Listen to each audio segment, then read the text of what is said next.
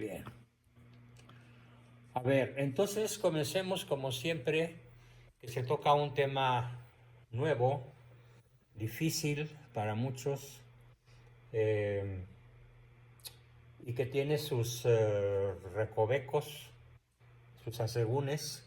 Repasemos con un pequeño repaso, en donde probablemente haga algunas preguntas para que los que tengan mejor memoria y retentiva lo contesten de bote pronto. Comenzamos la sesión pasada, el lunes, a revisar el tema de los valores. Y definimos los valores, de hecho hace un momento una de ustedes lo dijo bien, definimos los valores como todo lo que es, como todo lo que existe. ¿Por qué? Porque todo lo que existe vale. ¿Y qué es lo único que no vale? Lo que no tiene ningún valor, pues exclusivamente lo que no existe. Parece una perogrullada, pero es importante aclarar este concepto. Por lo tanto, un niño con parálisis cerebral vale. ¿Por qué? Porque existe. Un microbio vale, porque existe. Una mosca, un alacrán, una fiera cualquiera, un enfermo terminal, una persona privada de sus facultades mentales. Todo lo que existe vale. Hablábamos también de que los demonios tienen un cierto valor ontológico, puesto que son criaturas de Dios. Dios los crió, los hizo a partir de la nada por su libérrima voluntad, y en cierta forma el que continúen siendo les da cierto valor ontológico, aunque obviamente ningún valor ético-moral, porque son el prototipo de lo que serían los contravalores, que como está anunciado justamente, es lo que va a ser el tema de nuestra sesión. Y bueno, la primera pregunta que le haría al grupo es, después de esta definición de valores, es todo lo que existe, todo lo que es. ¿Cuál es la diferencia?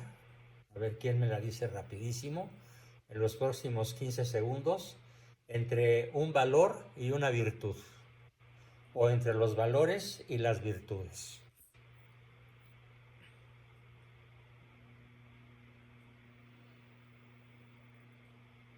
Las virtudes son hábitos, doctor. Muy bien, Alfredo. ¿Y cuál es la diferencia respecto de los valores? Son actos. Las virtudes son actos. Sí, pero como lo dijo Alfredo, más que simples actos, porque hay multitud de actos que no son virtudes. Actos que tienden al bien. Actos que tienden al bien de modo habitual son las virtudes. Y obviamente los entes, lo que existe, no es un hábito, es una entidad. Una entidad material o espiritual, pero es una entidad. Algo que existe. En cambio, el hábito virtuoso o virtud no es una entidad. O sea, no va a entrar por esa puerta un día caminando la Prudencia.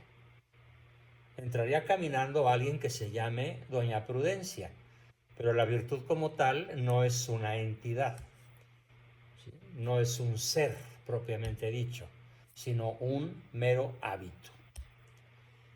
¿Cuál sería la diferencia entre un conocimiento y una virtud? También es muy importante tener muy clara la diferencia entre conocimientos y virtudes. ¿Cuál sería la diferencia? El conocimiento podría ser solamente el contenido de algo, y en cambio la virtud es llevar ese contenido a la praxis. Muy bien, correcto. Sí, muy bien. Yo puedo tener un conocimiento excelente de lo que es la virtud de la prudencia y ser perfectamente imprudente. De hecho, pues llegué a conocer profesores de teología que eran profundamente viciosos. Del que más me acuerdo yo era el de una persona particularmente iracunda, tan iracunda que solía aventarnos a sus alumnos en secundaria el borrador a la cabeza. Por fortuna nunca hirió a nadie, pero era de una iracundia verdaderamente extraordinaria. Y luego continuaba su clase.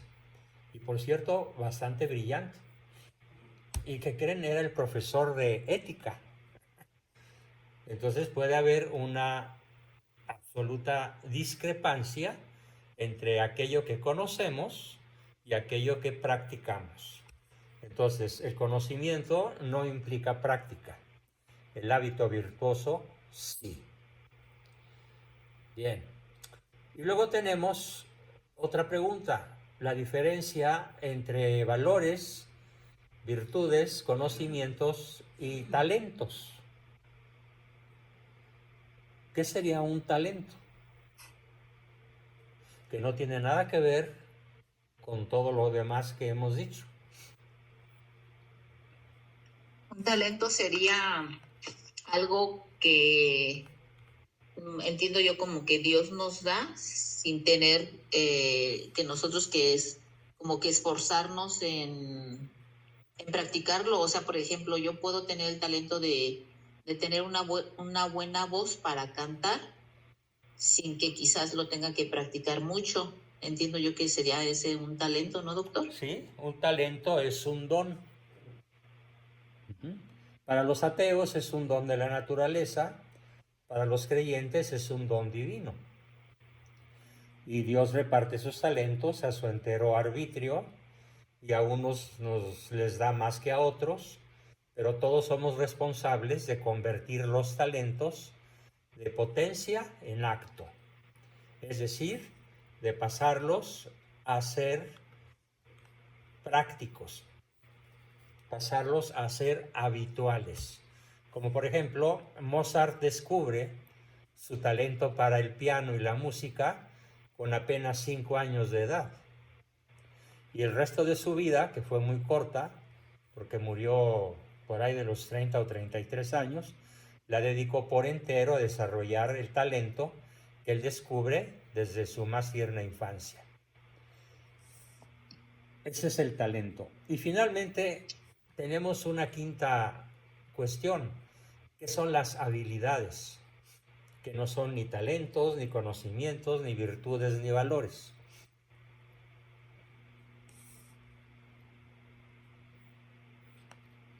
Es la habilidad para hacer cosas prácticas. Nada más que lo definido no debe entrar en la definición. O sea, no puedes definir la habilidad, es la habilidad para. Tienes que La utilizar... capacidad. A ver, Anita. La capacidad, La capacidad para... ¿sí? Para hacer cosas que, ¿cómo se llama? Que uno es capaz, o sea, que uno desarrolla esa habilidad. Pero o sea, ¿qué tipo de cosas son? ¿Qué tipo de habilidades, perdón, qué tipo de cosas te permite hacer las habilidades? cosas prácticas, doctor, cosas prácticas. Con las manos, con las piernas. Bien. ¿Sí?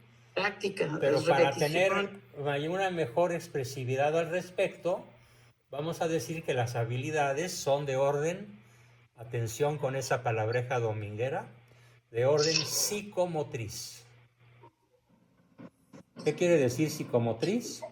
Que puedes utilizar la cabeza, las manos, los dedos, las rodillas, las piernas, todo el cuerpo. Puedes nadar, correr, jugar fútbol, hacer macramé, pintar, etcétera, etcétera. Claro que si a la parte de, además de la parte práctica, habilidosa, le sumas el talento, bueno, pues entonces tienes un Leonardo da Vinci, ¿no? O un Miguel Ángel. O una persona que aunque no llegue a esos niveles de excelsitud estética en el arte pictórico, puede ser un excelente pintor o un excelente músico. Bien, así tenemos ya entonces diferenciadas 5 cosas, 5 cuestiones de las cuales el Creador nos dotó a los seres humanos.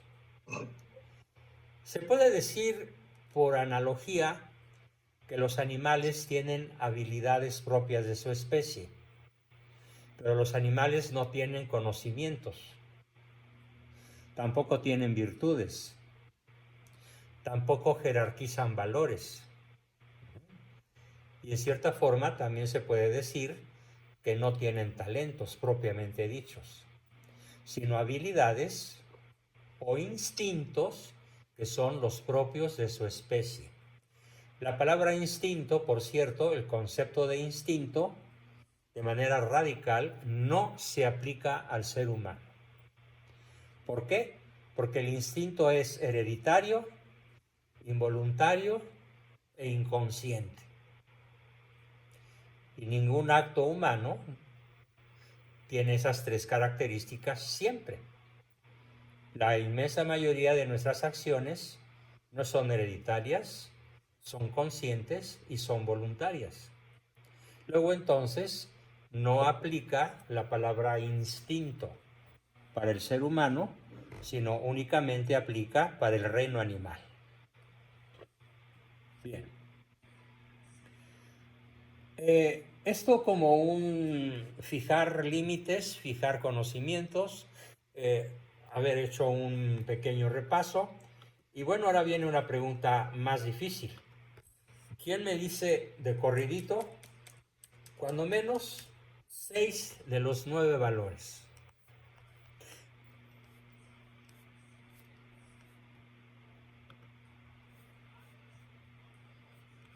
Levan. A ver, Oliva. Valor biológico, valores económicos, valor afectivo, el valor social, valor político, valores estéticos, valores éticos y valor trascendental. Muy bien, dijiste 8, te faltó solo 1. Pues ese me dormí ahí. Te faltó el estético. Aquí lo tenía.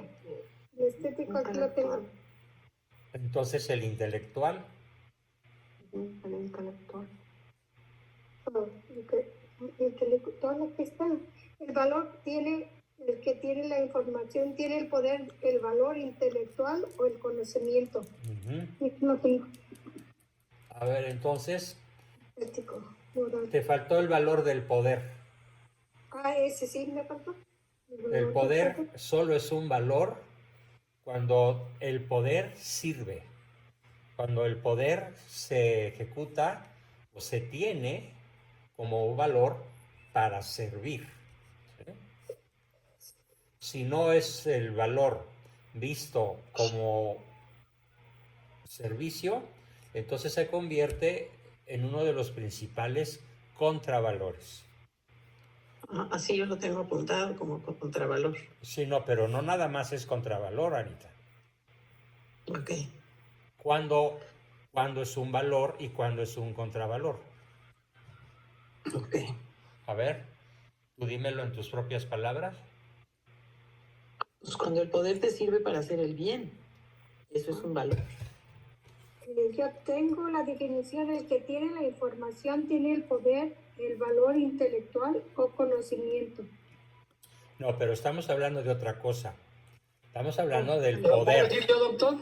Del poder, por ejemplo, el poder que tiene un al servicio a la comunidad.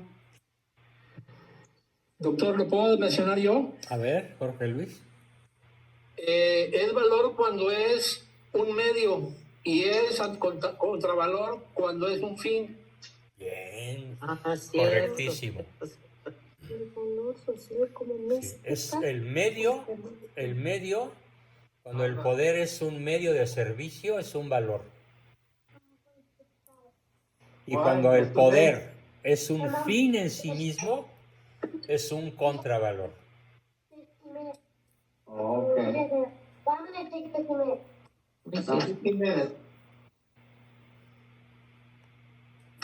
Osvaldo, estaban por ahí gritando en tu audífono, tu micrófono. Por favor, tengan mucho cuidado con eso. Bien, a ver, entonces, ¿quién me define de la mejor manera posible? Ya vimos la definición del poder. ¿Quién me define el valor afectivo? ¿En qué consiste el valor afectivo?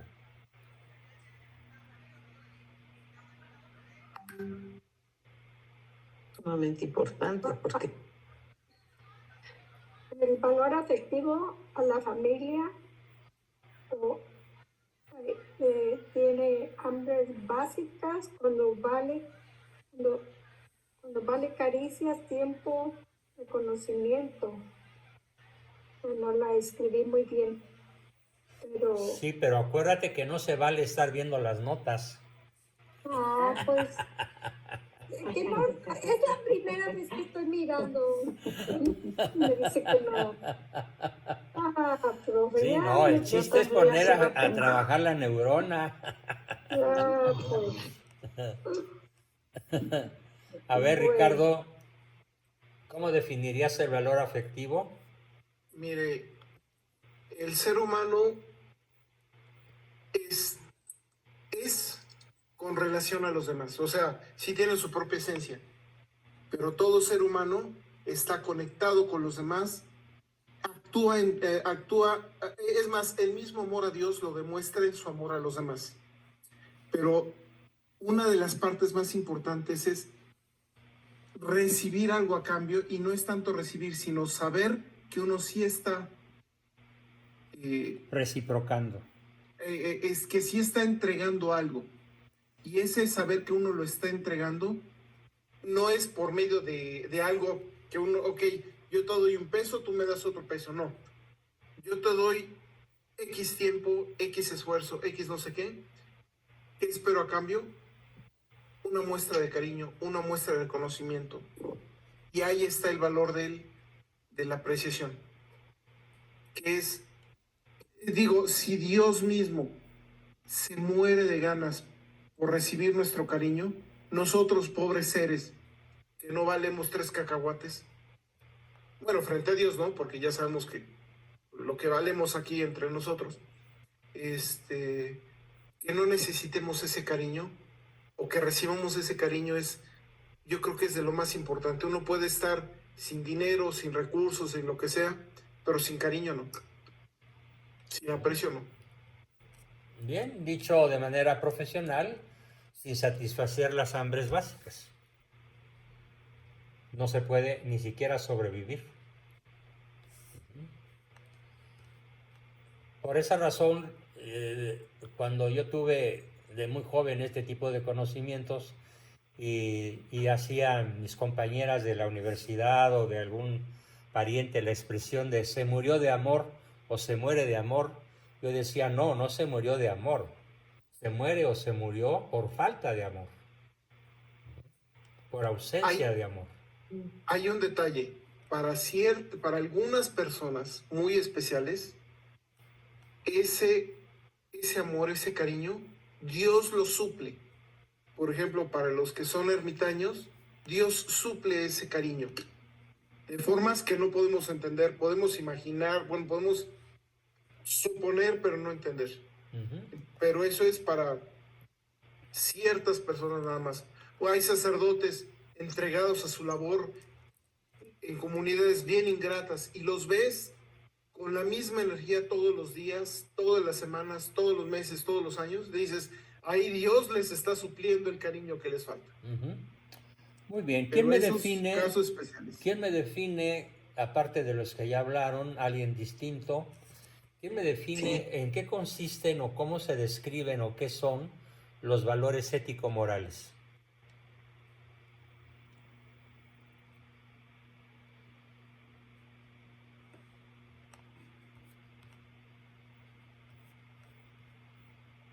Yo, doctor. A ver, Tere. La conciencia ilustrada por la ley divina. Correcto, muy bien. Y de una manera un poco más práctica, ¿cómo los podrías describir?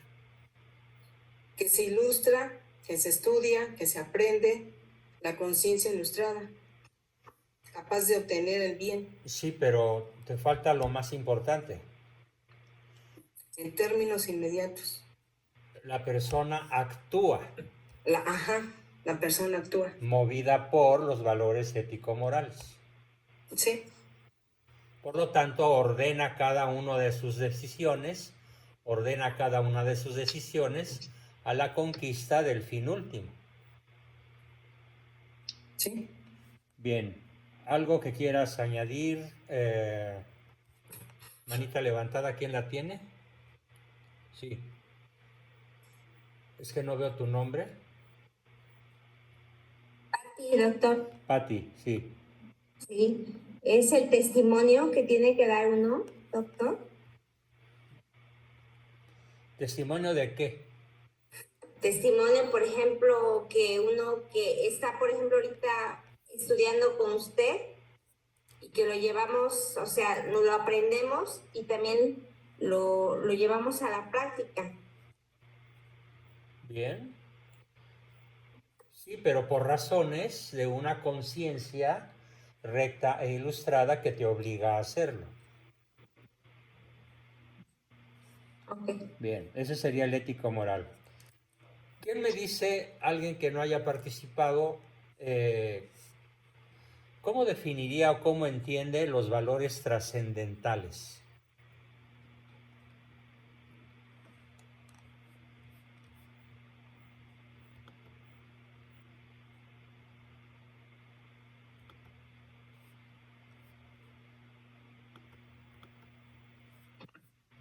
Viene siendo como el valor de Dios en todo. En cierta forma, sí, ¿Valor absoluto? el valor absoluto. Sí, Dios es el valor trascendental por excelencia. ¿Sí? Entonces, vivir de acuerdo con la voluntad divina solo es factible cuando todo lo agrupado en torno a Dios, o sea, los valores trascendentales, iluminan nuestra toma de decisiones. Bien, ¿quién me diría qué son los valores sociales? Perdón, nada más en el anterior. Valores trascendentales sería cómo aplicar la vivencia de Dios en nuestras decisiones y acciones diarias. ¿Correcto? Sí. Ok, Bien. gracias. Eso.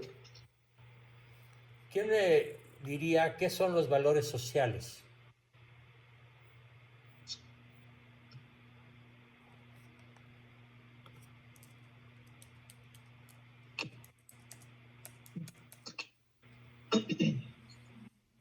¿El servicio? Sí, pero ¿cómo? ¿El servicio así a secas nada más? No.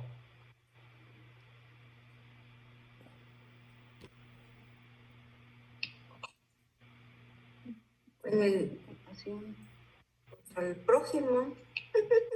El valor social sería la sana jerarquización de los valores en términos de inmediatez.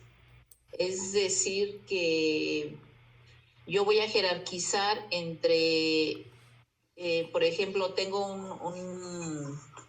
una convivencia, una fiesta o lo que sea, ¿no?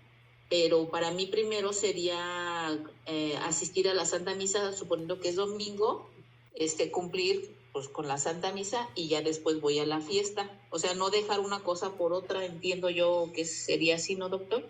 Ahí estarías aplicando un valor trascendental, Haces un trascendental. pero no un valor social. No. El valor social se entiende como la mística y la pasión por el servicio a la sociedad ampliada. ¿Sí? Es decir, no nada más en tu núcleo familiar, sino que valoras el hecho de pertenecer a una comunidad. Valoras el hecho de pertenecer a este grupo y honrarnos cada 2 o 3 días o 2 o 3 veces por semana con tu invaluable presencia y aprender de otros y hacer pensar a otros en lo que tú has aprendido. Fíjense, aquí no sé hasta dónde tú sabías esto que voy a explicar a continuación, Ricardo. Tú dijiste que invariablemente el ser humano es un ser que se relaciona con otros. Hay que comparar allí al ser humano desde el punto de vista social, hay que compararlo con los otros seres de la creación para entender muy bien qué es el valor social. Imagínense, por favor, por ejemplo, en la casa de ustedes tengo un caminito de piedras de río, que me permite salir del jardín y llegar hasta la calle, unos 200, 300 metros más adelante, que es lo que mide de largo el caminito. A lo mejor un poco menos, a lo mejor exageré, pero no importa, es un camino un poquito largo. Se puede decir que las piedras ahí acumuladas una al lado de otra forman una sociedad. No, porque no hay interacción. Exacto. Por una razón filosófica muy importante. Porque la piedra, como todo mineral en la creación, es un ser en sí. ¿Qué significa un ser en sí? Que está encerrado dentro de sus propios límites. Esto lo ejemplifica muy bien los filósofos orientales cuando dicen que las piedras de río están mojadas por fuera, pero si son buenas piedras de río, nunca las penetra la humedad. O sea, permanecen aisladas respecto del medio ambiente. Todos los seres que no son seres racionales y que no son seres animales o vegetales, son seres en sí, encerrados en sí. Luego tenemos los seres que son para sí. ¿Qué cosa es un ser para sí? Pues es un ser que solamente ve por su propia subsistencia. ¿Cuáles son los únicos seres de la creación que invariablemente ven por su propia subsistencia? Los microbios, no, los parásitos. No solo los parásitos. Los animales. Los animales, el reino animal y el reino vegetal, incluyendo microbios y bacterias. Egoístas. Son egoístas, por así decirlo, ¿sí? Solamente ven para sus propios intereses. Y si de alguna manera analógica el rey león vela por sus cachorros o vela por su manada, lo hace en función de su propia subsistencia. No tiene el concepto de generosidad. Entonces tenemos al ser en sí, tenemos al ser para sí y tenemos al ser para otros. ¿Quién es el ser para otros? Nosotros, los humanos. Nosotros. Somos Aunque sea seres una para cadena, aunque otros. sea un hormiguero que trabajan todos en conjunto. Sí, ¿verdad? pero no son... El animal finalmente trabaja para sí mismo porque depende del hormiguero. Ujú. O sea, su existencia no se explica sin el hormiguero. Ujú. No hay hormigas solitarias. No. Es más, cuando se habla de una lombriz solitaria en el cuerpo de un ser humano, pues no está solitaria, está bien acompañadita por los intestinos de la persona en la que habita, ¿no? Entonces, quedó clara la triple diferencia: ser en sí, ser para sí, ser para otros. ¿Bien? Y curiosamente, Emmanuel es Dios con nosotros. Nos ama Al final tanto de que se cuentas, hizo para nosotros, se entrega a nosotros, en cuerpo y y alma. al final de cuentas, el cielo es una relación personal con Dios. Ajá. Es y de esa Pero relación... es, corrijo, interpersonal. Lo acepto la corrección. Interpersonal. Tiene toda la razón. Ajá. Es una relación interpersonal con Dios. Y justo lo contrario, el infierno es rompimiento de esa relación y una relación personal con los seres más espantosos que hay. Entonces, para que cada quien decida a qué lado tirarle. Ahí le cierro. Muy bien. Bueno, sí, ¿quién preguntó? ¿Quién pregunta? ¿Marta? Estela. Estela. Doctor, yo no entendí la diferencia entre para sí y para otros, porque dice usted que, por ejemplo, los que son para sí, por ejemplo, es poniéndolo yo, ¿no? Todos los animales y todas las plantas son solo para sí, no son para otros. No. Y aún así, quiero poner un pequeño detalle. Todos los seres vivos más exitosos son los que forman relaciones, son los que forman mejores relaciones con todos los demás seres vivos de su entorno. Aunque no son conscientes de dicha relación. Exactamente. Mientras más...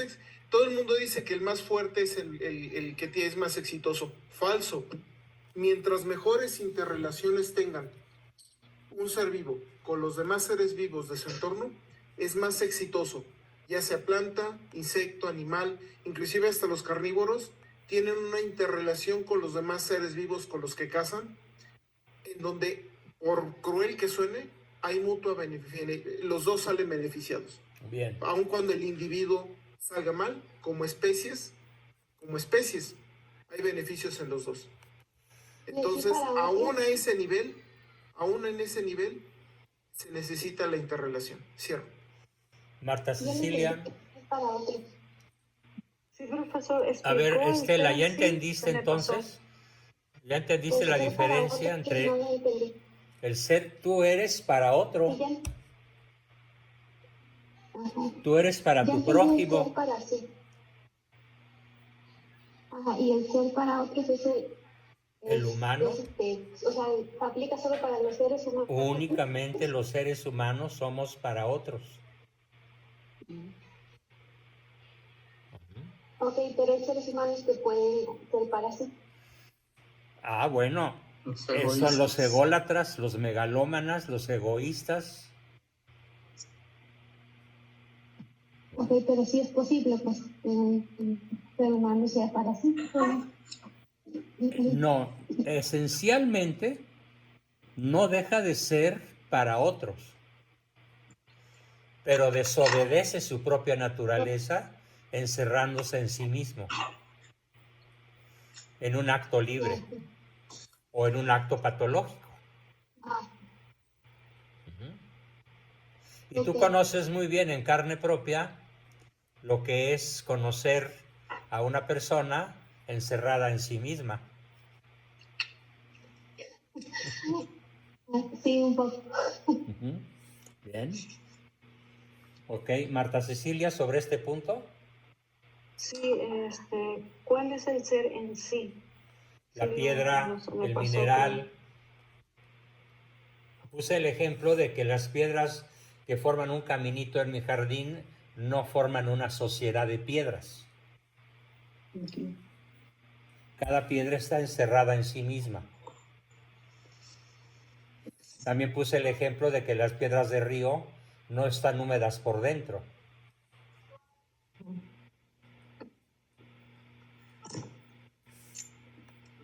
Están encerradas en sí mismas. O sea, hay personas a las que les aplique eso, personas vivientes. Sí, hay personas que parecen piedras. Ay, perdón, pensé que no se escuchaba bien. Hay personas que se comportan como piedras y obviamente están actuando en contra de su propia naturaleza humana. Profesor, ¿podemos decir que el conjunto de árboles es una comunidad? No, no es una comunidad, no hablan, no piensan. Es una arboleda, pero no es una comunidad. Y aún así se relacionan.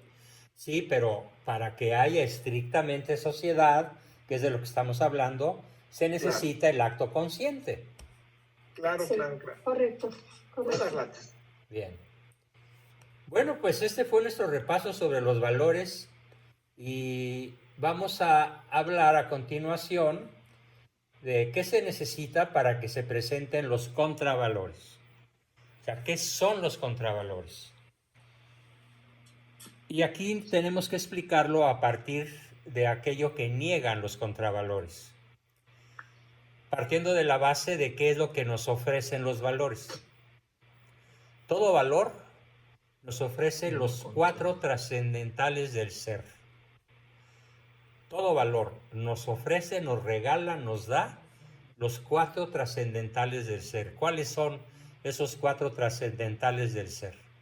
Son, en primer lugar, que es verdadero. En segundo lugar, que es bueno. En tercer lugar, que es bello. Y en cuarto lugar, que es uno. Uno, bueno, bello, verdadero.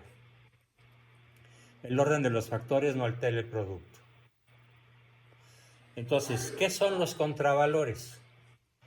Aquello que nos niega el ser bajo alguno de los 4 aspectos trascendentales. Por ejemplo, resulta que en esta tragedia que está viviendo el puerto de Acapulco y zonas aledañas, el gobierno de Morena decidió no invertir en aires acondicionados, ni en plantas eléctricas para los hospitales, ni para los hoteles. Oh my God. Entonces, en el hospital del IMSS, debido a esta desinversión o no inversión en recursos materiales suficientes para preservar la vida y la salud de la población, se murieron asfixiadas 16 personas en un solo edificio. Esto es noticia de hace unas 2 o 3 horas que la vi. ¿Cuántos muertos más van a aparecer por circunstancias similares? Entonces, el contravalor que se ejerció aquí, pues fue el contravalor del poder. Como yo soy poderoso, como yo manejo el presupuesto, como yo determino en qué se gastan los pesos y centavos de los ciudadanos que gobierno, no en función del bien común, sino en función de garantizar la preservación de mi poder. Entonces, lo primero que nos va a robar el poder, visto como contravalor, vivido como contravalor, pues es la existencia misma del ser, lo aniquila, lo mata.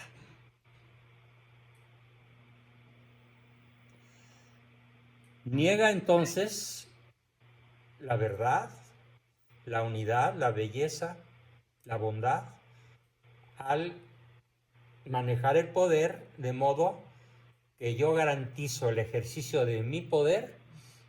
Dice Estela que es un ser para sí. Correcto, actuó como bestia, como un ser para sí. Y no nada más una persona, sino toda la pandilla que gobierna ese depredado estado. Depredado por los narcos y ahora depredado por el huracán. Que según dicen las noticias es el peor que haya sufrido las costas mexicanas, al menos el Pacífico. El peor en su historia. Es aterradora la imagen de ver cómo el ojo del huracán pasa exactamente por encima de la ciudad de Acapulco. No me quiero ni imaginar. De hecho, la prensa dice que los males que están por descubrirse son inimaginables de ese tamaño. ¿Qué hubiera hecho el poder manejado como valor? Previsión social. Si estás en una zona azotada por cada año casi por huracanes, ¿por qué no prever que en el momento menos pensado puede pegar un huracán categoría 5 en el corazón de la ciudad de Acapulco? ¿Por qué? Porque no piensan en eso. Piensan exclusivamente en el servirme, como lo dijo bien Estela, como si fuera una bestia, un ser encerrado en sus propias necesidades. Solo veo por mí y para mí. Y los demás lo pueden pensar de manera elegante o grosera. Es el poder del contravalor, el poder por sí mismo. El segundo contravalor que voy a mencionar es el contravalor afectivo. En el contravalor afectivo se le da valor a los sentimientos. A ver, el verdadero amor no es un sentimiento. El verdadero amor va acompañado de sentimientos. Ternura, cuidado, benevolencia, delicadeza, gentileza, coqueteo, atracción física. El amor verdadero va acompañado de sentimientos. ¿Nada de esto sirve? ¿Perdón? Liliana, ¿cuál fue tu pregunta? No, ninguna, lo siento, doctor. Entonces, el amor verdadero va acompañado de, pero no es sentimientos. En el contravalor afectivo, el amor se reduce a un sentimiento. Y al ser reducido a un sentimiento, ¿en dónde radica su principal debilidad? ¿Quién me la dice? Los sentimientos son muy volubles. En su fugacidad, correcto.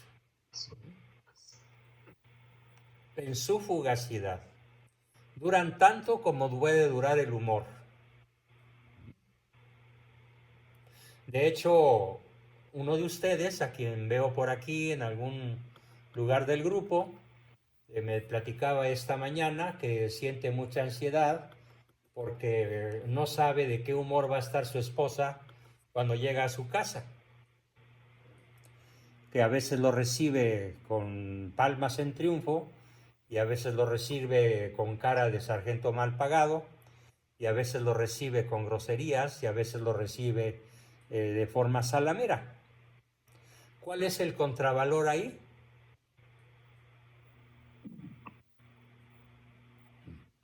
Confundir el amor con un sentimiento. Y los sentimientos van y vienen. Los sentimientos están sujetos al vaivén de las hormonas, al vaivén de las enfermedades mentales, que aunque no sean graves, tienen un sello en común todas. Toda enfermedad mental, por leve que sea, se manifiesta por la volatilidad y la volubilidad emocional, por los cambios bruscos. Los cambios bruscos de emociones que no le dan a la persona de la cual es objeto de amor, entre comillas. Esa persona que dice amar, pues la hace víctima de su volubilidad porque está haciendo funcionar el contravalor afectivo, no como valor. Porque si fuese valor, ¿cuál sería su principal cualidad? ¿Cuál sería la principal cualidad del valor afectivo? La principal de todas.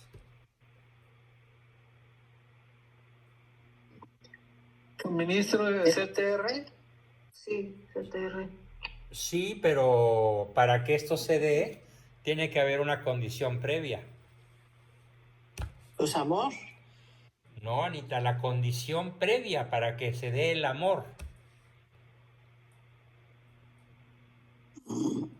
La familia. El La conocimiento. aceptación. No, El conocimiento. no. Desde un punto de vista filosófico, sí, el conocimiento. Pero desde un punto de vista psicológico,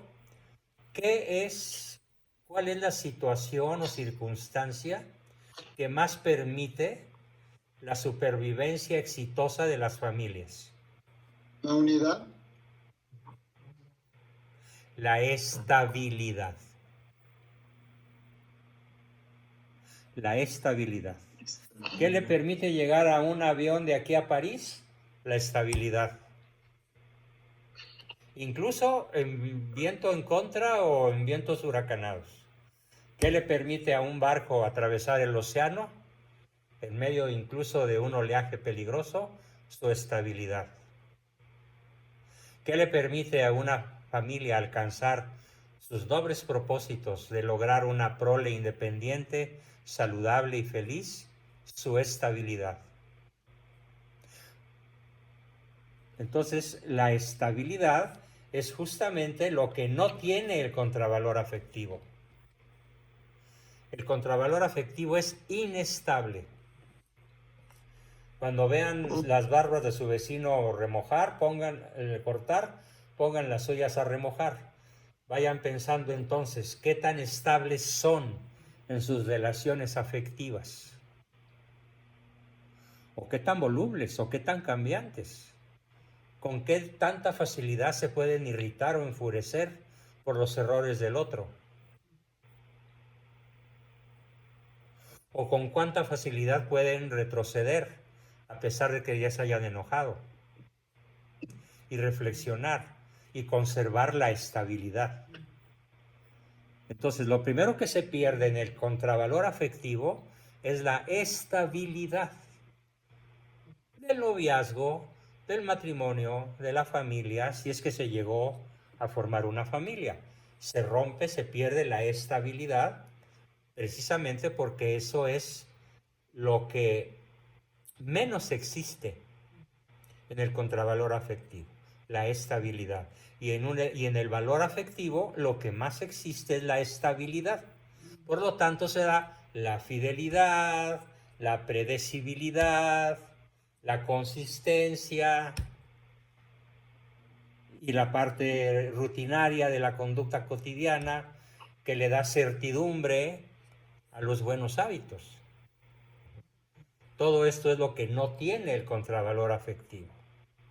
Claro, los que viven relaciones así de este tipo dicen que son deliciosas, que son maravillosas. Bueno, no dudo que puedan durar unos minutos en los pináculos de la gloria. Pero luego los siguientes minutos, horas o días se despeñan en los abismos de la tristeza. Para volver a subir tal vez con el oleaje a una afectividad desbordante. Pero qué terrible es vivir el contravalor afectivo con su principal característica, que es la inestabilidad. Bien, continuando nuestro tema de hoy con los contravalores, vamos a ver el contravalor económico. ¿Alguien tiene alguna idea de en qué consiste el contravalor económico?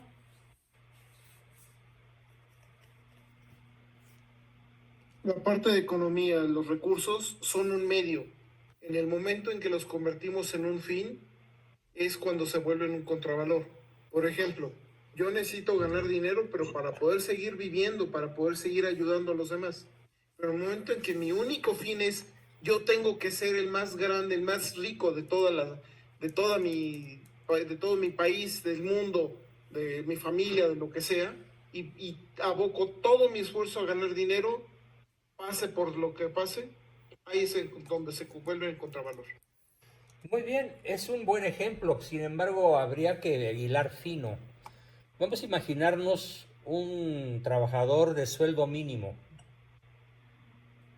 que va a trabajar, ¿sí? Y es puntual y hace bien su trabajo hasta cierto punto. Pero lo único que tiene en mente es el día de la paga. Lo único para lo que vive toda la semana es porque los viernes pagan. Y por eso hay un dicho que dice, si no fuera por el día de la paga y por estos momentos, qué terrible sería la vida, ¿no? Entonces, él no está viviendo el dinero como un medio, lo está viviendo como un fin. Doctor, Sí, Jorge. el dinero como contravalor no podría ser alguien que lo utiliza para dominar a los demás. Por supuesto, claro que sí, como lo es la banca mundial, por ejemplo, que utiliza sus recursos para reducir a la población. Y en los hogares machistas, doctor, es muy común. Es un medio de dominación, ¿cierto? Sí. Qué triste, pero es verdad. Los machos tienen sujeta a la mujer por medio del dinero. Incluso se lo racionan, se lo regulan, se lo quitan, se lo dan en función de que con dinero y sin dinero se haga siempre lo que yo quiero y que siga siendo el rey.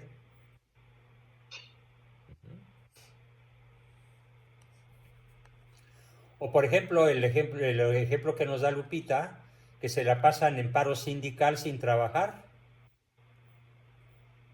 O bueno, el ejemplo que en esos momentos sacude a México con un drama que espero que no llegue a mayores, pero que puede llegar a mayores. Y es el robo en despoblado que Malo está haciendo de 15,000 millones de pesos que corresponden a los trabajadores del sistema judicial, del poder judicial. Se nota que lo quiere ahogar, que el único poder que quiere que permanezca en este país es el suyo.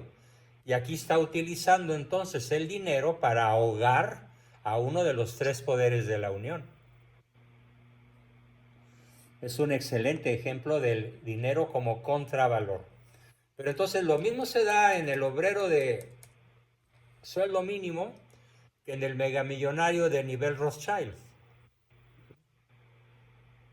Claro, uno está adherido a una montaña de oro y el otro está adherido a 40 pesos diarios, si bien le va. Pero esa adhesión al dinero es justamente lo que lo hace un contravalor. Bien, ¿cuál sería el contravalor biológico? El aborto. El aborto. Bien, pero eso es un ejemplo, probablemente el más dramático de todos. Pero en sí, considerado de manera más amplia, ¿cuál sería el contravalor biológico de los cuales sobran ejemplos en la sociedad posmoderna actual? Pues sería el rechazo a la vida en sí, ¿no? Correcto, el rechazo a la vida en sí. ¿Qué más? La cultura de la eutanasia. La cultura de la muerte, la cultura de la mafia. La ideología de eutanasia. La eutanasia, la ideología de género. Como lo que está pasando en Monterrey, que les cortan el agua. ¿En Monterrey? Sí, creo en Monterrey el gobernador les corta el agua para que no tengan agua. Para someter a ciertas personas. Bueno, probablemente el ejemplo más dramático no ocurre en Monterrey, sino en la Franja de Gaza.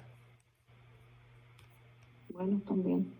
En donde 2 millones y pico de personas carecen de agua, De servicios. de servicios, de electricidad, de comida, de alimentos y de medios de transporte, para que se sometan al poder omnívodo de los que gobiernan el planeta, que son los sionistas, que a su vez gobiernan a Israel. Aclarando que no todos los israelitas son sionistas. Es más, los sionistas vienen siendo una pequeña pandilla si la comparamos con los 9 millones de habitantes de Israel. Pero dominan el mundo. ¿Desde dónde? Desde el poder económico, desde el contravalor económico. Y obviamente, ¿En qué mandarle? Pensé que perdón, Oliva, no te escuché. no, no era para usted. Gracias. Te silencio. Disculpe. Entonces, por favor, si no es para el grupo, tengan apagado su micrófono cuando hablen. Sí, disculpe.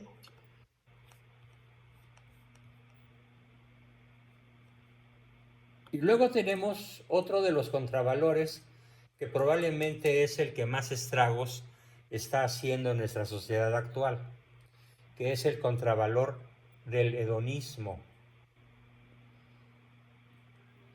¿De dónde viene la palabra hedonista y qué significa? Es todo lo reducen al placer. Viene del... Busca el placer por sí mismo. Correcto, Jorge. Viene del griego hedón, hedoné, que significa placer. De ahí se deriva el castellano hedonista o hedonismo. El hedonismo es el que busca el placer por el placer mismo, no el placer como el resultado, sino el placer como propósito central de la acción emprendida. El placer de comer, el placer de beber, el placer de fornicar, el placer de lo que quieras. El placer no está visto como un resultado. El placer en el contravalor hedonista está visto como un propósito central, como aquello que mueve a la persona. En alguna ocasión tuve un altercado un poquito fuerte con una pariente cercana que se acercó a besar a una de mis hijas pequeñas cuando era niña y no quitaba su boca, por cierto, llena de bilet, no la quitaba de las mejillas de mi hijita. Y cuando yo le dije, oye, pues es que ya se te pasó el tiempo, me dijo, es que no hallo la manera de privarme de estos pétalos de rosa, que son los cachetes de tu hija. No llegó a mayores porque en cierta forma me contuve, pero eso es justamente lo que busca el hedonista. Cuando besa, no besa para dar ternura, sino para sentir placer. Cuando se relaciona con su legítima pareja o ilegítima, no se relaciona sexualmente para darle placer, para hacerla sentirse amada. Se relaciona para, lo voy a decir de una manera un tanto grotesca, pero vale la pena, para masturbarse con ella o con él, pero no para proporcionar el gozo, la alegría de la ternura y del amor en todas sus manifestaciones. Ese es el hedonista.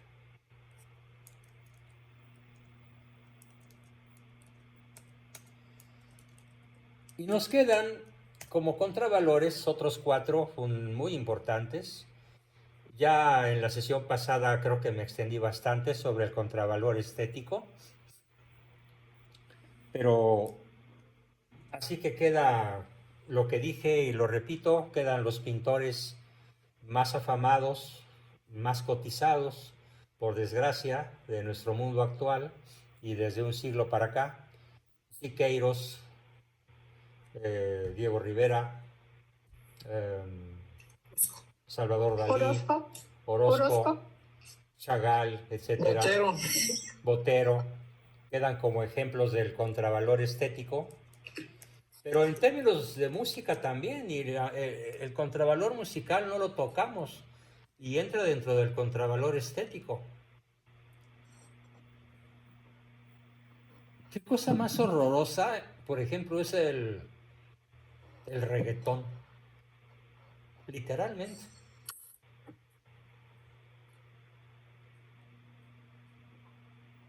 Pero hay otros similares, ¿no? Los narcocorridos. Los narcocorridos. Metal. El heavy metal.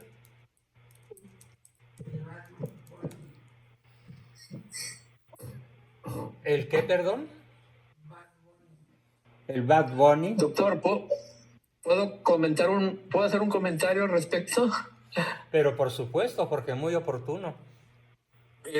Yo estaba una vez entre albañiles en una obra y el maestro estaba con ellos, estaban comiendo, yo estaba ahí con ellos y tenían pura música de reggaetón. Y el maestro albañil, que es una persona humilde y de baja escolaridad, le dijo a los ayudantes, le dijo, quiten esa música porque me dan ganas de vomitar, dijo. De vomitar. Bueno, pues Así, qué un maestro extraordinario albañil valor dijo. estético.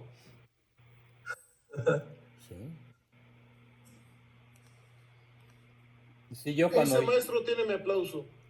Pero por supuesto. Totalmente, yo me di unas carcajadas y me di el gusto de ver cómo le apagaban la música, le cambiaban a la música, mejor dicho.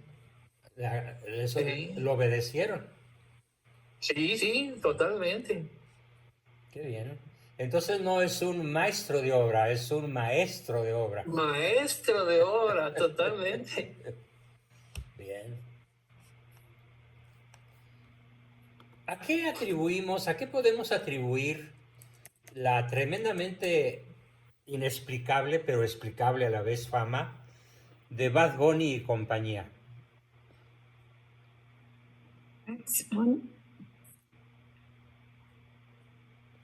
Una publicidad malsana, una falta de educación en lo que es la estética, y podría seguir enumerando algunas cosas. ¿Qué más podría ser? No te quedes corto. Yo también vomito. Pues muchos de esos artistas, entre comillas, están consagrados a Satanás, de hecho, y de ahí viene su éxito. Shakira, por ejemplo. Sí, cierto. Beyoncé también, por cierto. Juan Gabriel, según esto también. Sí. Maná. Sí. A mí Maná me gustaba mucho, ya lo dejé de oír. Y así muchos otros grupos y muchos artistas que aparentemente son muy buenos o famosos, exitosos, populares, pero muchos de ellos están consagrados a Satanás. Correctísimo comentario.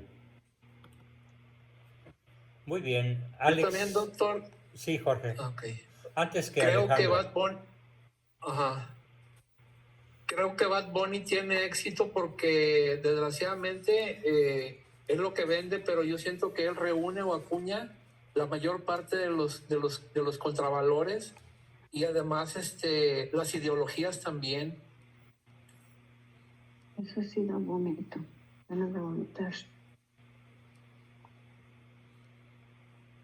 Yo siempre he comentado cuando escucho eso, hago el comentario de dónde se escaparon esos diablos que hacen ruidos tan feos. Ay, sí. También la moda en la ropa, ¿verdad, doctor? Ay, Dios, sí, es otra cosa. Sí, bueno, es que estamos sumergidos en un planeta en donde tal parece que ya se olvidó de la estética. Y de la Esos moralidad. demonios no se escaparon del infierno, los corrieron, no los querían ni ahí. Los corrieron. Por mal gusto, Doctor, ¿no? pero Alfredo. Pero este tipo de artistas, lo último que les interesa es cantar y la cuestión de estética. Ellos realmente crean performance o crear un show que simplemente va a acumular masas, va a dirigir masas, pero lo estético y realmente cantar, pues no saben. También la Jennifer López, doctor. Sí, ni duda cabe. Doctor, Sí. hay una película que hoy vi en Facebook que se llama Idiosincrasia, que fue creada en el 2006 y dice que esa película estaba como previendo lo que iba a pasar ahorita en esta época, de un hombre que según lo encapsularon y despertó en 200 años después y todo el mundo era idiota. Ah, caray. Y esa película muestra así como el consumismo, pues vamos a decir que, pues la verdad, ¿no? Que hacen a las personas consumistas, las enferman y después les venden la cura. Claro, eso es, bueno, incluso en la medicina farmacéutica se da mucho ese fenómeno, ¿eh? Algo así mandó Ricardo un video de un youtuber, mencionaba todo eso, que estaba dejando las redes porque estaba harto de todo eso, dijo, en el video que mandaste, Ricardo. Alejandro. Lo Sí, mandó Alejandro. lo mandé. Y No, curiosamente Ricardo. muy poca gente lo entendió. No, yo sí, y lo vi casi todo, o más de la mitad, cuando menos. Eso. Ay, yo no lo veo. Ujú. Alejandro, familiar. Sí, bueno, nada más, ¿por qué lo hacen o por qué es un gesto? Es que es un plan perfectamente premeditado de corrupción que se viene madurando y gestando desde los 50, 60. Es un plan muy, muy claro, ¿no? El satanismo empezó muy escondido, ahorita es francamente evidente. Cualquier gente que puede ver los Grammys y las películas que han salido, las imágenes abiertamente satánicas y de brujas y de demonios, y Bad Bunny lo tiene, Bad Bunny tiene unos Y videos. los Super Bowls.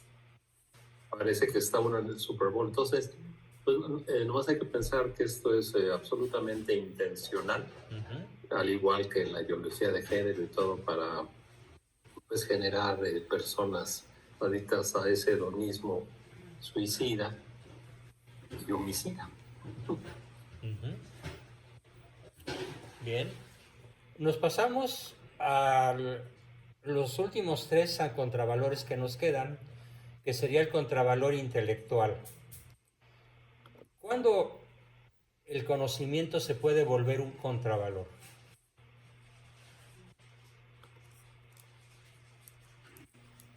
Si nos vuelve soberbios o si lo usamos para... Exactamente, si nos vuelve soberbios.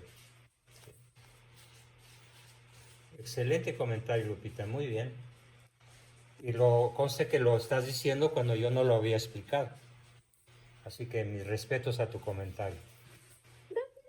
Cuando el conocimiento se vuelve soberbia, cuando se vuelve una forma de dominación, o la búsqueda de una forma de servidumbre del otro. De hecho, es cuando se dice el que tiene la información tiene el poder.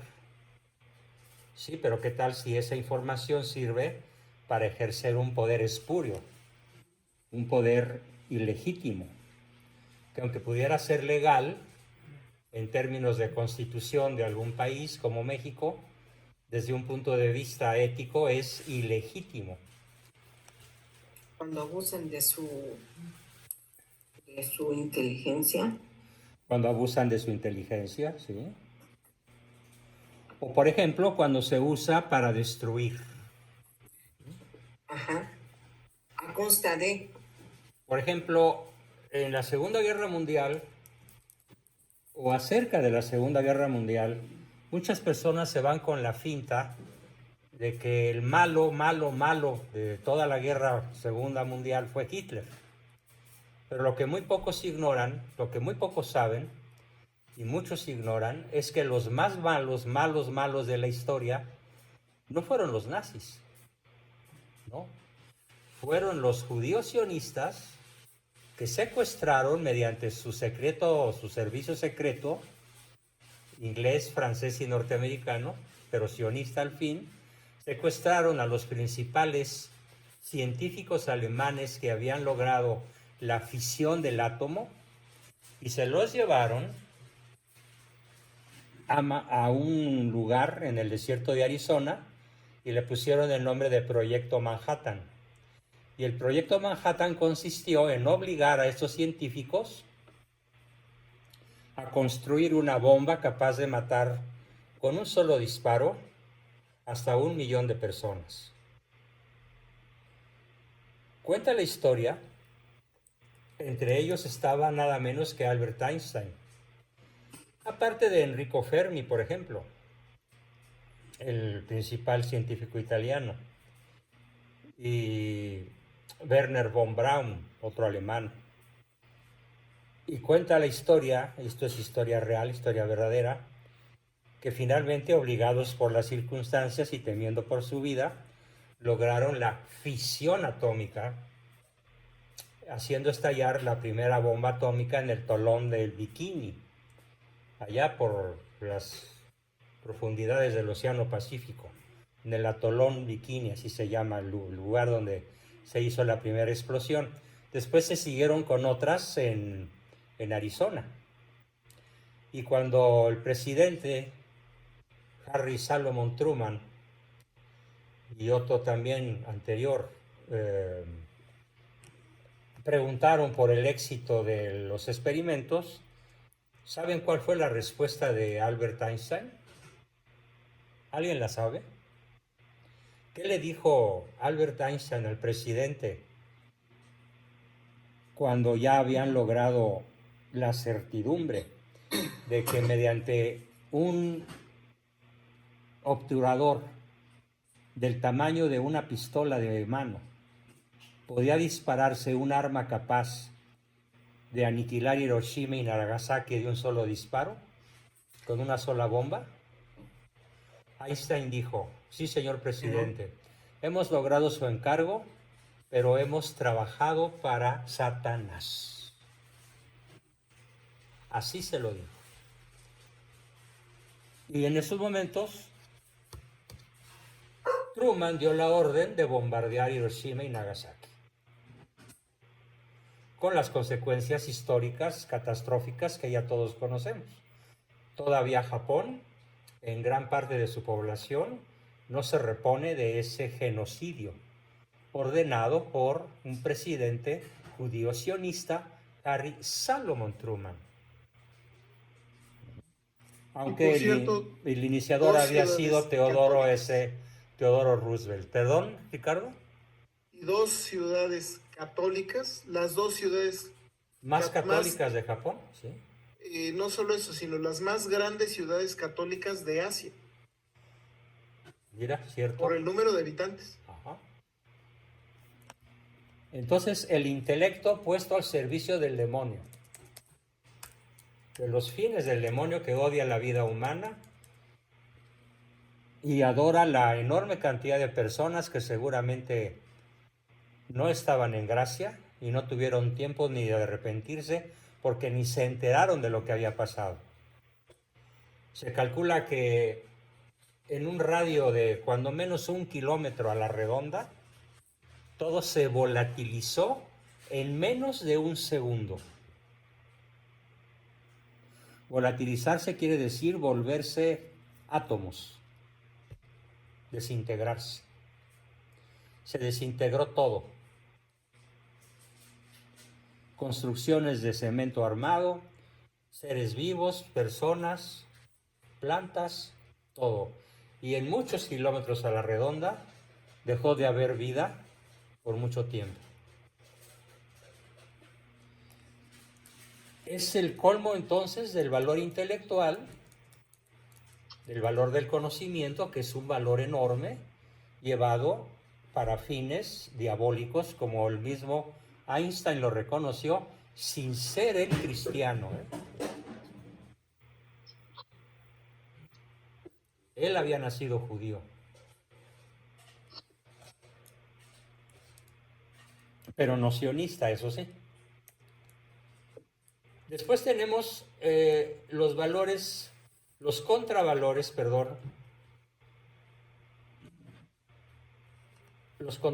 sociales. ¿Cómo sería el valor social convertido en contravalor?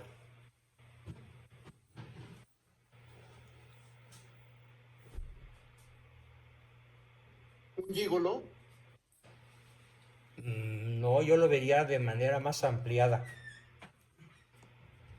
Por ejemplo, yo propondría como prototipo del contravalor social El famoso pacto de los generales. Vamos a repartirnos el territorio, vamos a perpetuarnos en el poder, vamos a mantener al pueblo en la ignorancia, vamos a desvincular a la familia. Definitivo. Para dominar toda una nación, para sus fines. Creo que pocos o ningún ejemplo tan contundente encontraríamos en la historia, incluso humana, de un contravalor social tan refinado como este. ¿Lo podría repetir, por favor, doctor? Sí.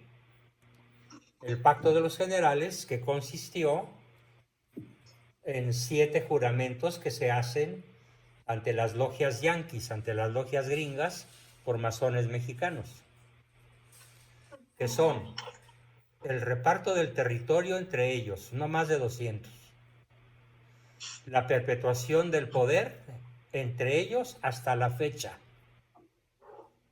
desde hace un siglo, mantener al pueblo en la ignorancia. México es el campeón continental de analfabetismo. Es el campeón continental de gente de nivel chairo, que son analfabetas funcionales. Aunque sepan juntar sonidos, no saben leer ni escribir. Piensan que los libros son sagrados, por eso no los tocan.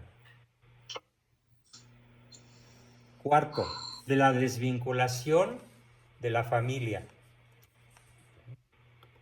Todo se confabula para que en México las familias se desvinculen.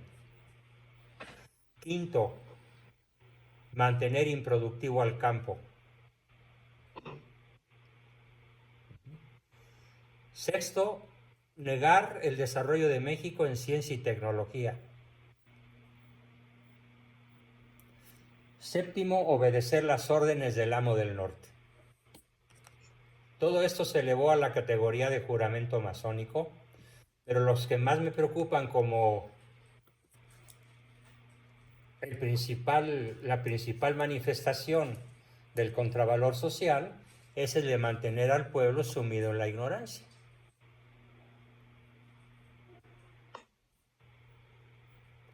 Y la desvinculación de la familia, porque la sociedad tiene como célula básica la familia.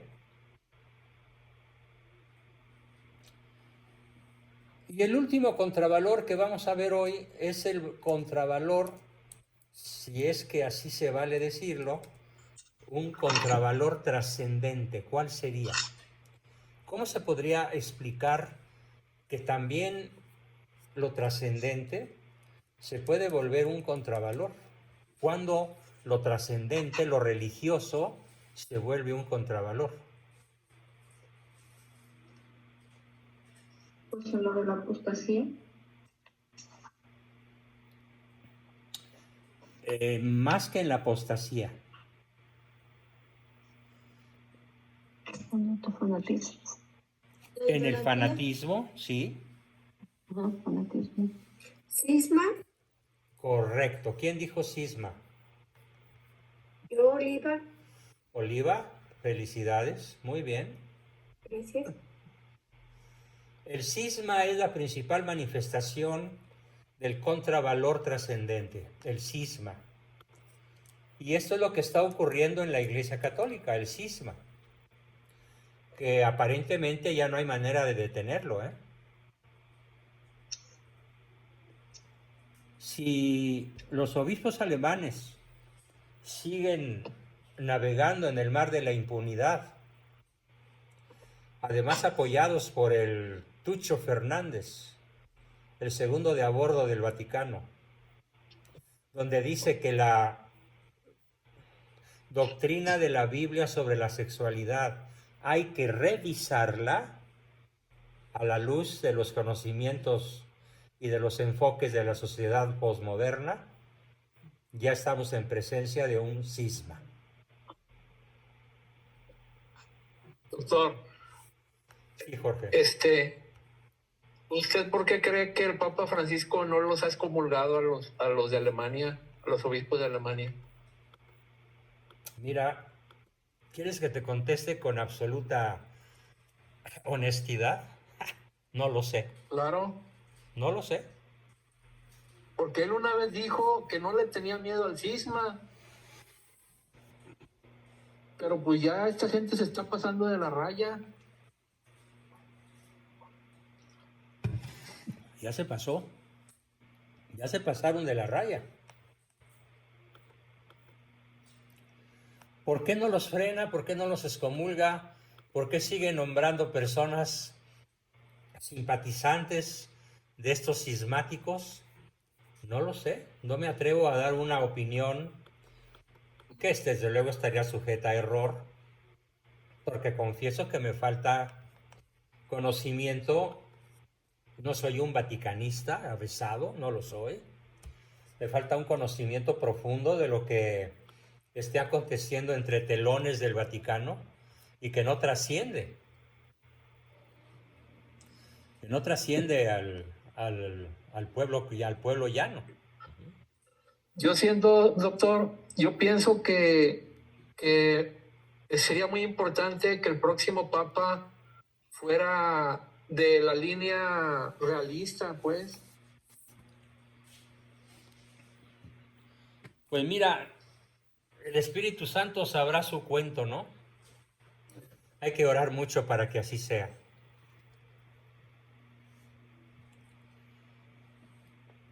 Muy bien. Los dejo a todos pensando en cuál es su escala de valores predominante, para que el próximo lunes todo esto que hemos expresado, hemos explicado de manera teórica, lo empecemos a aterrizar de manera práctica en nuestro diagnóstico personal de nuestra escala de valores. No me quiero despedir sin leer una aportación brillantísima de Adrián Ortega, que dice, un comentario de Eric Sadin, o Sadin, no sé cómo se pronuncie. Silencio, micrófonos. Dice, la inteligencia artificial o el desafío del siglo, anatomía de un antihumanismo radical.